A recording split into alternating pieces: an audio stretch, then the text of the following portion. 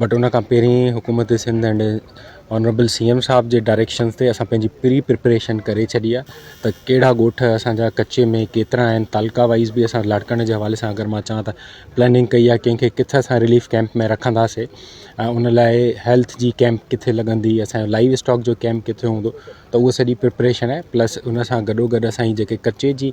Population आहे उन लाइ असां लाइव स्टॉक वारो कैंप आहे, असांजा हेल्थ जा जेके कैंप्स आहिनि उहे हाणे ई असांजा फंक्शनल आहिनि। प्लस असां मोबाइल कैंप बि करे छॾिया आहिनि, जेके असांजी तव्हां हेल्थ जूं वैन्स आहिनि उन्हनि खे बि हाणे असां रूट ते लॻाए छॾियो आहे ताकी काई बि पब्लिक हिन महिल बि अगरि अचे थी त असां उन्हनि खे ट्रीटमेंट मुहैया स्ट्रेटजी आहे उहा ठाहे छॾी आहे। त असां वटि जेके सरकारी बोट्स आहिनि PDM जे तरफ़ां आहिनि या रेस्क्यू 1122 जे इदारे सां आहिनि, प्लस असां प्राइवेट बोट वारनि सां बि ॻाल्हाए छॾियो आहे त उन टाइम में पब्लिक फॉर एग्ज़ाम्पल निकिरण थी चाहे ऐं सिचुएशन ख़ुदा न ख़ास्ता अहिड़ी थी बि एवेक्यूएशन वारी, त असां प्राइवेट बोट्स बि हायर करे छॾियूं आहिनि ताकी असां पब्लिक खे टॉप प्रायोरिटी मां जीअं पहिरीं बि चयमि त पब्लिक खे सेफ कर। त मोरिया लूप बंद ते प्रॉपर कमु हले पियो, प्लस आकिल वारी साइड ते इरीगेशन वारनि स्टोन डंप करे छॾियो आहे, प्लस जेके असांजो जीअं आबाद आहे या विच ते छाणी वारो साइड हुयो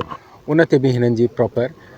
स्टोन जी डंपिंग थियल आहे, उहो पंहिंजो हिननि जो सर्वे हले थो। इन्हनि पंहिंजा कैंप्स बि टेम्पररी इरीगेशन वारनि करे छॾिया आहिनि, उन्हनि खे राउंड द क्लॉक मां मुंहिंजा असिस्टेंट कमिश्नर्स उहे बि विज़िट कनि पिया, प्लस तव्हां बि उन्हनि खे चेक करे वठो त इनशाला ख़ैरु ख़ैरीअ सां असांजो इहो